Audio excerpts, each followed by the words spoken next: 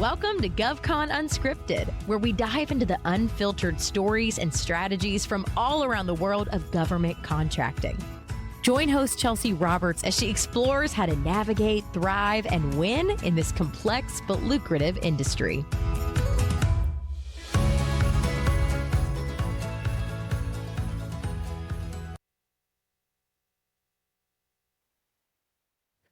All right. Hey, everyone, and welcome back to GovCon Unscripted. I'm your host, Chelsea Roberts, CEO of Collaborative Compositions. And today I've got with us Eileen Kent, Federal Sales Guide.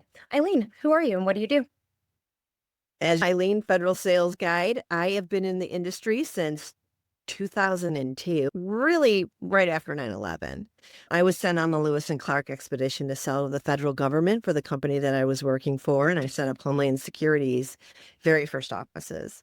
I ended up training about 10,000 people in federal sales, proposal writing, and GSA schedule contracting for FedMarket, their Federal Sales Academy. And then I started my own company, Custom Keynotes, in 2012, working one-on-one with companies who need a guide to teach them the federal sales game, do a deep dive competitive analysis of the data, and build them a custom federal sales action plan. So I call that the 3-step program, Chelsea. And I work one-on-one with companies. It's not a major class that's public. It's very custom. It's as if you hired a senior VP, and in the first month, I pulled together your full marketing plan, federal sales action plan, trained your team how to use it, and then you can let me go after a month and execute. So that's what I do for people. It's called the 3-step program. And I do offer a 1-hour complimentary conversation with anybody who wants to reach out to me. Wow, that's incredible. So you've been in this for a very long time, and you have seen the changes that have happened over the course of those many years, and just these past few years that it seems the pace of change has been picking up quite a bit. And you mentioned something there that I think we're going to talk about pretty extensively today, and that's data, and that's those data sources. So I want to start right back at the beginning. And what tools were you using when you first jumped into federal contracting and federal education? What were the tools that were available to you at that point to do some of this research? Early on, we always had Federal Procurement Data System. I think that thing was around since the 80s. If you look at it, it is very old and antiquated, but it went deep. So you could pretty much do some searches in there. They had an ad hoc report inside there that you could pull information. And I would use that and teach that, which it eventually got converted over to SAM.gov, the actual ad hoc report around 2018 or so. USASpending was a tool that before GSA took it over, the Treasury had it, and it was pretty good. And then it was taken over around 2014, 2015. And it hasn't really been that good, even though people like to use that as a free tool. The data, when you download it, it's a mess. It's every single data point, so many that you don't even need. It's over 300 data points. It's crazy amount of information, completely out of order. What I like about USASpending is the subcontracting data. That's a great source, and we could talk about that later. But early on, USASpending was the place that I went, and then I would use the ad hoc report inside FPDS. FedBizOps was a place where you would look for bids. Awards weren't posted there. That's where bids were posted. You had CCR, Central Contractor Registration, where you would put together your corporate profile and register with the federal government. And I kind of giggled, Chelsea, because some of the agencies, their websites still use CCR.gov. They still use FPO.gov. They still use FPDS. It's a joke because they haven't updated those pages in 14 years. So those were the early on tools. That's a lot of different things to go and get your hands dirty in and try to figure out and sort out. It sounds like you probably need somebody who knows all of them or knows each of them individually to make sure that you're covering all those bases. That's just a lot of places to go get that data that is supposed to be free, right? Yeah, and it was free, but the investment that you would be putting in is time and learning it and energy. And there's just as good tools still out there, and they're the same ones. But if you learn how to use them, they're powerful and they're free. So you might have to pay someone to teach you how to use it, teach you. It's like an instrument. You have to learn how to play it, and you actually have to play it on a regular basis and practice it. You're going to make bad mistakes. You're going to have to troubleshoot. You're going to make bad notes, but you have to learn it. And so I have been in the data dipping world. I've probably data dipped out of the SAM ad hoc report, which we can break those down in a minute, probably 5,000 to 10,000 times. Wow. In the last 20 years. That's a lot. I've tested the system for the government too. Then we're talking to the right person about this, which I appreciate.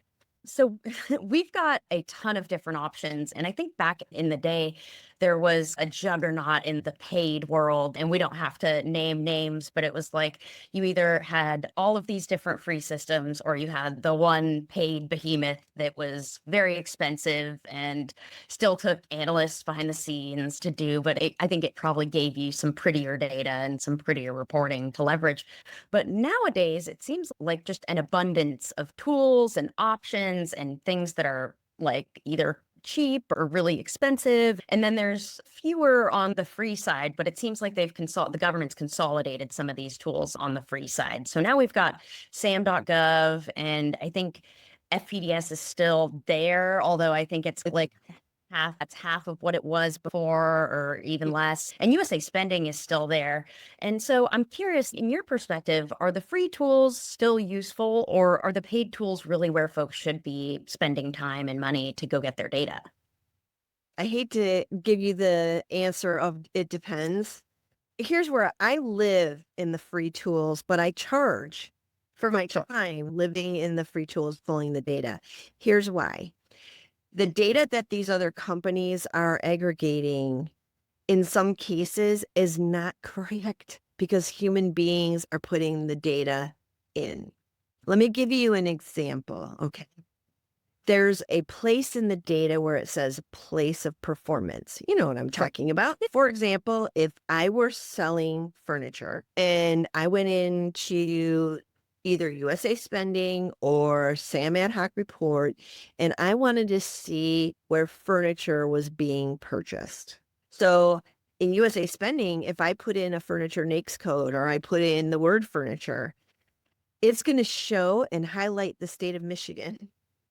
It's going to be like millions and millions, and you're going to think, oh my God, who's in Michigan that's buying all this furniture? Here's the challenge.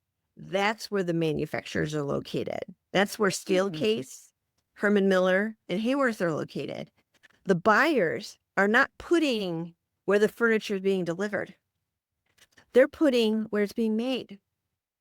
Oh. So everybody thinks place of performance is where the work is happening, but it's not. So let me give you another example. If you were an Apex accelerator looking at the data, wanting to know how much business is happening in my state, if they put their state into the place of performance, they're not going to get the agencies in their state. They're going to get the vendors have been selling to other states because the buyers are putting the vendor's address into the place of performance in almost half of the data. So you have to be able to read each line. So for example, let's go back to the furniture analogy. So the FAA has a contract with Herman Miller for the last 10 years. It's a $65 million sole source contract to a large business. Wow. And they wrote only source. That was their justification. Really? You're the only source for furniture? Come on. But they're the only source for the Aeron chair, right? So anyway, when you look at the data, you have to see who bought the furniture, where the location of that buyer is, because it's showing place of performance as Michigan instead of at the FAA office in New Jersey and the FAA office in Illinois and the FAA office. So you have to kind of interpret the rest of the data on those line items, those transactions.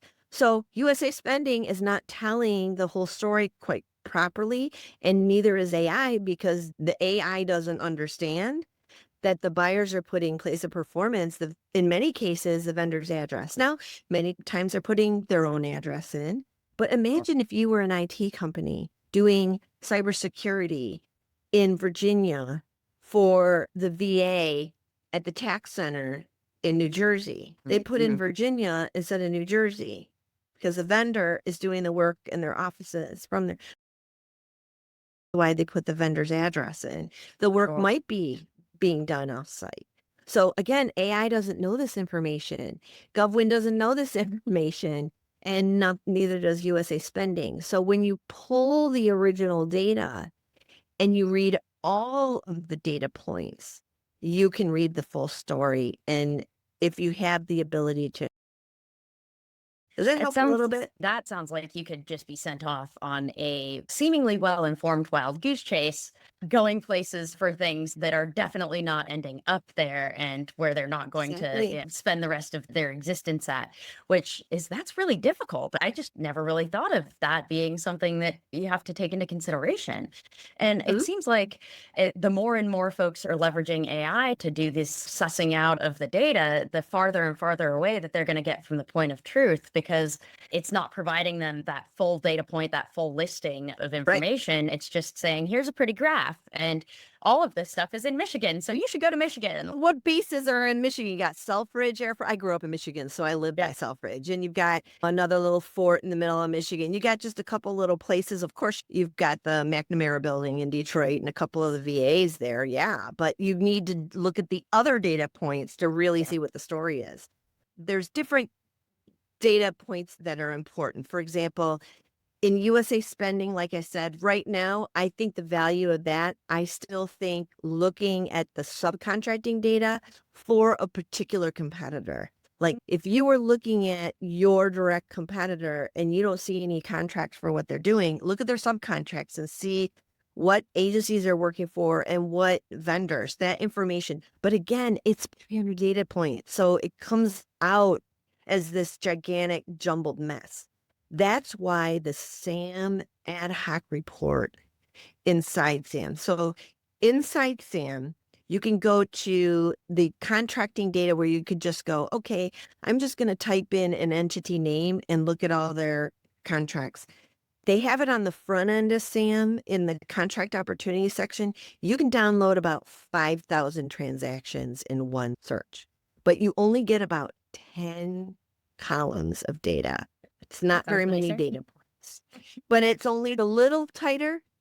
But if you go on the back end of SAM, which is inside the data part of SAM, it's called the ad hoc report. You can customize which data points you want. Department, contracting agency, contracting office, approved by, people's names, date signed, end date, contract vehicle, contract type, so you can see whether or not they're using a GSA schedule. You can see how they competed it, how many bids they got.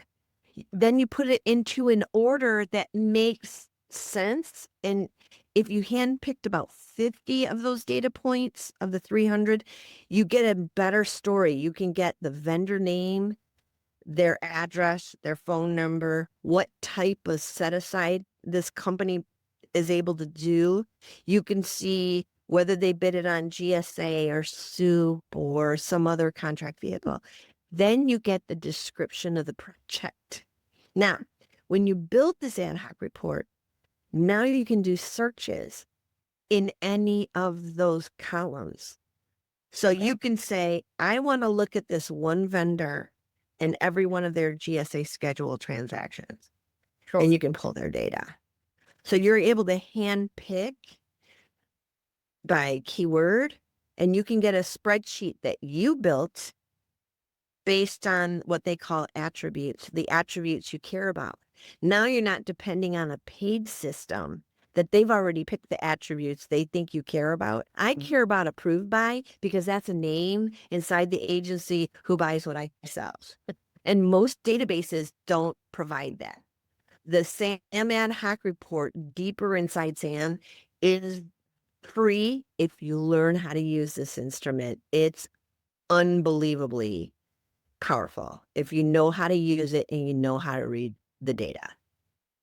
Now, I'm curious, just from my own perspective, I've seen you might have approved by, you might have a different contracting office, you might have a different awarding agency, and they're like completely different organizations and they're like all over the country. And I'm just like, how often are they all either the same or are they co-located? Is anyone ever in the Right. same office, like buying and awarding and then approving all of these things? Or is it always just so disparate? Oh, that is such a great question. And I hate to say the word again. It depends. Yeah. For example, let's use a health record. Let's say you're a health record company that does IT for health records. What I look for in the data are patterns. I don't look for dollar amounts. I'm looking for patterns of transaction where I see the most activity, where the most traffic is happening. So if I were to put in electronic health records as a keyword or whatever, health record type keywords in there, and I start pulling data, you're going to see two agencies the most, one Defense Health Agency, and you're also going to see the VA. But at the VA, you're going to see one particular location in New Jersey come up over and over again. And then you're going to see about 20 or 30 names that are over and over. And you go, that's my location. Those are my peeps. Okay. That's who I need to focus on. Here's who they're working with. We see the vendors here's what those vendors are doing. Here's what contract vehicles. Are they using GSA or are they using Vector? Are they using T4NG? Are they using SOUP? You start to see their favorite, and then you can do a couple of things. You can focus on that agency, or you can focus on the primes that are working at that agency, or you can team with the primes that have those contract vehicles. Are they really doing a lot with service disabled vets? You'll be able to see that information if you set up your report in such a way that it's presented to you. You're looking for patterns. That's what I look for, is patterns of activity. So let me give you a different example. Let's say, for example, you're selling prescriptions. Sure. Now you're going to get the CMOPs all over the country. There's going to be about 10 or 12 of those. That's where all the prescriptions are coming out of, mail order. So you're going to be able to, you're going to see traffic in these locations and go, okay, that's where I need to focus my time, is to go call on those particular locations. So if you were selling medical supplies, you're going to get every hospital by VISN.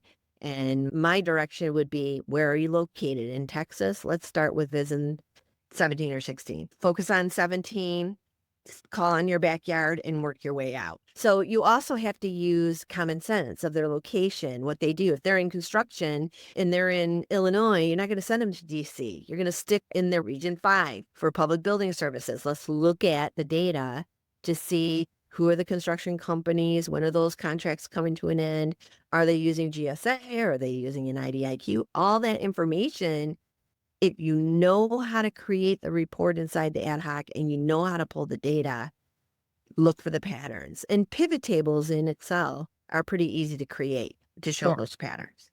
And how far back do you typically go? I know COVID just, I feel, wrecked the data. It just created an entire like hump and then a really big slump. And it's just very confusing when you look at like the past 6 years of data and you're like, this whole first part of it is abnormal looking compared to the rest of it, because it's balanced out a little bit.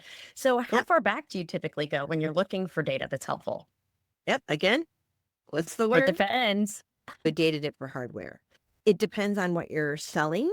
And it depends on, for example, if you had a specialty, like let's say one of my clients is a DNA lab testing company. So I do DNA lab tests. I can go 5 years back because contracts are coming to an end that are 4 years old or recently or coming to competition. So if it's 2 years old and it's a 5-year contract, then we've got 2 years to get there. So I usually pull 5 years of data on average. But if you are selling commodities where they're buying a lot of them, plus those approved buys, especially now, those people are no longer there in some cases. So you're looking for the offices, and then we go back into the database and see who's been active in SAM in the last 6 months. We pull those contacts, which you can pull those contacts from the ad hoc reports. Let's say, for example, I can go into the approved by data element and say, I want every contact at the VA that is at va.gov.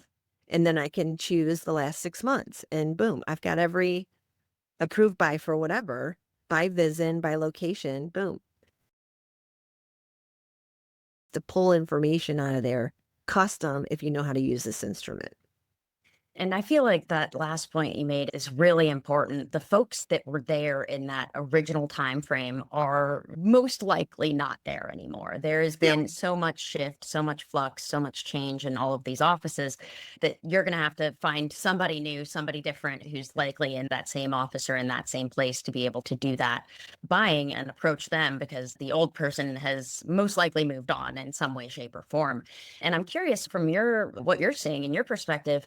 I know this past year or last year, 2025, there was this big push to send everything that was common goods and services over to GSA. So GSA is now supposed to be buying those things. The ad hoc report from a purchase of something 4 or 5 years ago may not be purchased from the same office, or it may not be the purchasing authority for that may not be in the same place that it once was, and it may have moved over to GSA. It may eventually be resolicited, re-released under a GSA schedule. How are you approaching that scenario in which folks are now being told, no, we don't purchase this anymore. Go find somebody at GSA who might purchase this. How's that working? First of all, not everybody's buying on GSA. So if you have anything under 15 grand and you're selling commodities, if they need something quick, let them know you exist and they can call you and get it. Because I can tell you right now, there are some commodities that are getting kicked off of GSA. I have an automotive company that was just called from GSA. They've been on the hardware SIN for ever, 20 years. And they're like, take all your automotive supplies off. And it's like, and then I asked around and I found out that they're like, they can buy that on Amazon now. I'm like, why don't they buy everything on Amazon then? That's just the advantage. What you're hearing in the field and what's happening, again, it depends on the business. I hate to say it. So what I do is I always point my clients to where the contracting officers and end users, where the need is. Okay. Find out, okay, from my past from the research I've done, you've worked with this company in the past, and you've used GSA schedule sometimes, and sometimes you haven't. Are you open to new vendors? Can I send you my capes? Can I tell you what I do? I'm actually around the corner. I can bring stuff to you, sell your capability. And then if they go, no, we're just going to GSA now, then look at the data for GSA. See, my clients, I have the staff directory for GSA, so I could just say, call these people. They're this office, right? And that was up there for a while. I don't know if it's up there anymore, but I got the 2026 list. So I have my own list too, where I can go, okay, if they're not buying directly from you and they're using GSA, let's call on these couple of people. The idea is sometimes GSA is not using GSA to buy things. Again, if they're kicking some commodities off, they're going to have to go to Amazon, and they do their own BPAs and market research. It happens. So you got to work every angle as to where the traffic is. And if it shifts, you just shift with it. And this is where bots, I'm sorry for outreach, don't work. Yeah. Okay. I'm doing outreach right now for a client 8 hours a week. It took me 4 months to get a major capabilities briefing with a large IT office. And it took registering at the site, sending in the example capes, sending in other data things that they wanted from us, showing them our PowerPoint, modifying the PowerPoint, being introduced to other people. It was a series of about 12 to 15 emails, calls, rehearsal calls, all of that. It's now booked for July 1st. AI would never be able to manage that. And you need a person to be able to work through these relationships. You're also going to send out, make phone calls and emails where no one's going to respond to you. That doesn't mean they're not listening. They're listening. And one or two might say, you know what, we're not the ones, but this person is. Or I can't talk to you until you register in our internal site that nobody else knows about. But you passed because you talked to everybody, and now we think you ought to go over here and register over here and make a formal request.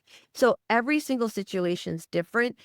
The idea with the data is not to make a bid, no bid decision, by the way, because people are using AI for that, and it's not working because the data is not quite right.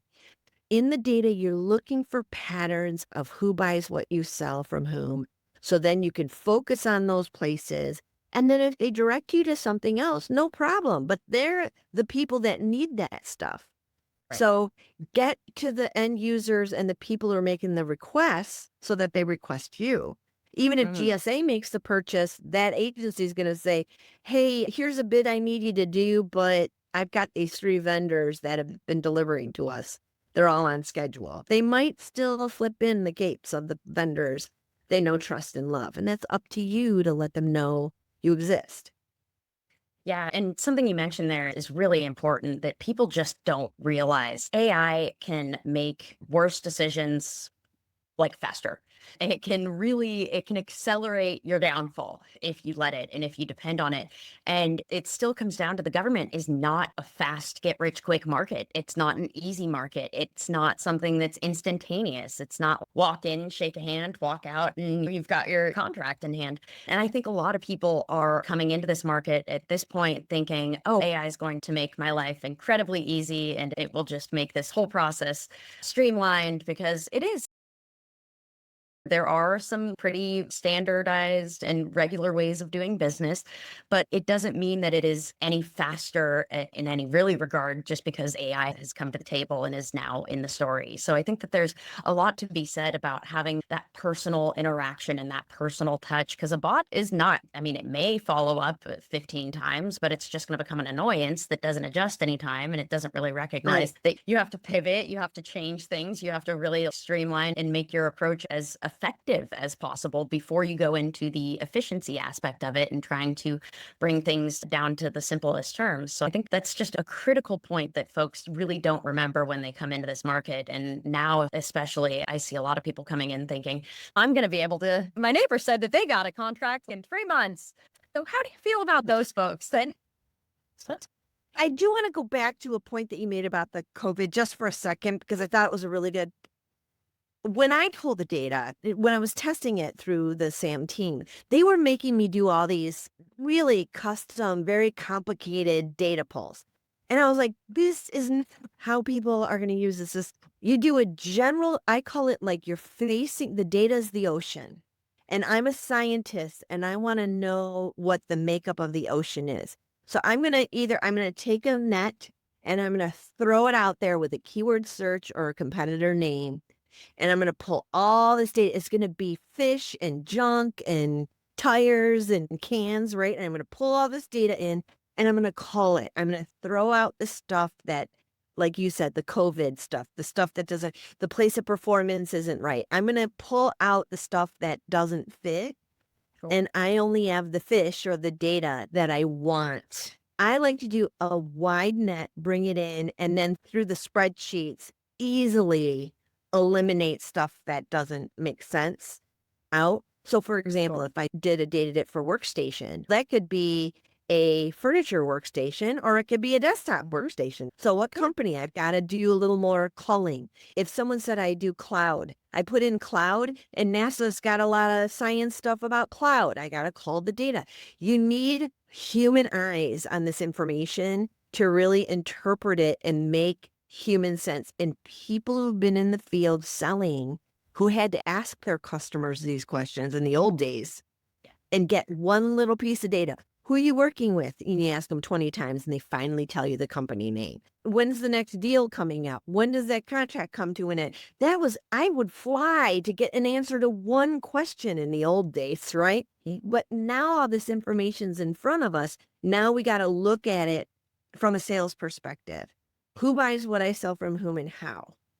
And the people with the AI information, the big challenge too is the dollar amounts they're putting into the system. The dollars obligated is the column I focus on. That is real money spent, because when you look at base and all options, they sometimes put zeros in there. Sometimes they put in 50 billion in every single one of them. And those AI companies go $50 billion. And I'm like, no, that's a contract vehicle that 1,800 vendors are on. And it's just worth, they didn't put the data in. Look at the dollars obligated, the real money being spent.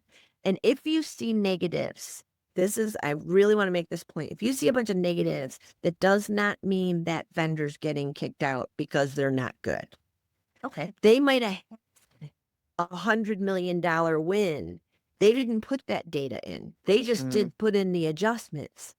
I had a client who was approached by a prime. Hey, let's go after this. They're not happy with the incumbent. And I went in and pulled the same data. And I said, no, those are just adjustments. Those $2 million negatives there is off of $100 million. They canceled that and they moved the money over here for another project with them. Don't think that when it's a negative, that's a count against that vendor, especially after all the doging that happened last year. Because they were just getting rid of people, not because of lack of quality. 19-year-olds were wrongly reading this data and kicking people off. They were using the SAM ad hoc data and doing searches for keywords and dollar amounts that they didn't understand. So just because you see a bunch of negatives doesn't mean that vendor was kicked off the project. You need to interview the client and find out what really happened to get the truth, right? So in this one case, my client this other person was going, oh, AI says that the incumbent's not doing any good. And I brought the data forward and said, hold on a minute, look at how much they've done every year. These are just adjustments. And they're big because this contract is huge. And by the way, let me go into Google. I'm going to say, what does this agency think of this vendor? And that AI came back, oh my God, they love him. Look at this article about him. This article. I said, every AI has an opinion. Look at the data and interpret it line item by line item before you make a general, and confirm it in the field with the people that are using your competitor. Find out what they really think about them. Because they might be like, we adore them and they're so flexible. We sometimes have to pull stuff back, right? So you got to talk to people. This is a relationship business. Data's great, but you got to confirm it in the field through relationships. Absolutely. It just goes to show that AI really can't replace the human touch. And I think that's a key point that is really important for folks to remember. Like, AI cannot remove the human touch. Yeah, but it can watch for you. For example, you can have a system, like one of my clients has a system where they just watch SAM, it watches GSA for their keywords or whatever. It presents them. Here's some to look at. It's better than having a person every single day looking it up, reading through them, but you still have to read it, grade it, figure it out, bid, no bid it yourself. Talk to the client. Is this our client? Do we have a relationship? You still have to put it through your own steps. So it's a tool. It's not a replacement for a human being ever, at least for now. At least for now. Yeah. And I think that's the key. As things develop, we'll see how this ends up turning out. But for now, you definitely still have to have that human in the loop and the human in the process, because decisions made by AI aren't well explained. The data doesn't back them up well. And they're just not, it's still a human process. The human is still buying. There's still an emotion attached to that purchase and that interaction. Absolutely. And those relationships really matter. I think that's absolutely important and key in this business. And Eileen, I know our audience is going to want to reach out to you to find out how they can work with you and how they can get some more information on how you design your relationships and how you engage with government customers. So for those folks that want to reach out to you, how can they get a hold of you? They could either go to federalsalesguide.com and just read about me and my services, or I'm all over LinkedIn every morning. I post an article that I wrote that morning, typos and all, the pictures from my backyard usually. I don't do crazy graphics that make no sense. So follow me on LinkedIn or connect with me on LinkedIn. And if you want an hour of my time just to have a conversation on what you're trying to accomplish, I'm more than happy to have that with you. Usually in our conversation, I might give you a little piece of advice that might save you 10, 20, 30 grand. I don't know, but would love to help you out. Absolutely. 10, 20, 30 grand or 10, 20, 30 hours. Like, you're going to save them something. I really emphasize the bid, no bid process. Walking away from a bid takes a lot of strength. Right. Absolutely. And fortitude to say no. It's so hard not to say no, especially with these quick button tools. Yeah. You want to write proposals that have win themes tied around them, that of things that the customer told you they wanted, that you have those things and nobody else does. You know what the budget is, you know what the situation is. You're not walking into anything blind. So that's, if there was one message I would want anybody to take away from today, is implement a bid no bid process and be really tough on yourself. Take the rose-colored glasses off. If you don't have a relationship, don't do it. And that's, if there was one thing I would leave with you. And then the data tools that are out there, SAM ad hoc, USA Spending for subcontracting data is probably the only database that has that available. But the SAM ad hoc report is the bomb. I love it and I highly recommend it. And if you want to learn how to use it, you can book me to do that. I love that. This has been a fantastic conversation today, Eileen. I really appreciate your time and I really appreciate you being on the show. I hope you have a great weekend and a great rest of your week next week. And I'm sure that we will connect again and for another conversation. So thank you so much. Thank you, Chelsea. Take care. All right. Thanks, everyone, for listening this week to GovCon Unscripted. Don't forget to like, share, subscribe, get this podcast into the ear holes of your friends, and do your part, leave a heart. We'll always reply to your comments, and don't forget to subscribe to the YouTube page to get your next video dropped right on your feed. Thanks, everyone, and come back next week to hear the next episode of GovCon Unscripted.